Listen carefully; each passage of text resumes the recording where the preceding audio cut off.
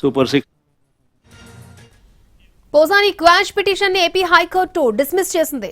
ఆదోని పోలీసులు నమోదు చేసిన కేసుపై క్వాష్ చేయాలని పోసాని పిటిషన్ వేశారు.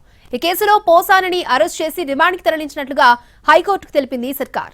ఇరుపక్షాల వాదన తర్వాత పోసాని పిటిషన్ ని డిస్మిస్ చేస్తూ న్యాయస్థానం ఆదేశాలు జారీ చేసింది.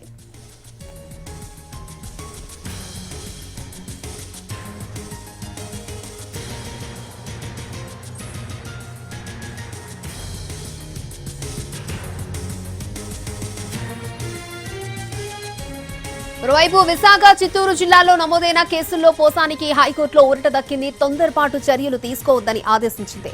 ఈ 2 చోట్ల నమోదైన కేసుల్లో ఇంకా పీటీ వారెంట్లు జారీ చేయలేదని కోర్టుకు తెలిపింది సర్కార్. తదుపరి విచారణను వచ్చే సోమవారానికి వాయిదా వేసింది న్యాయస్థానం.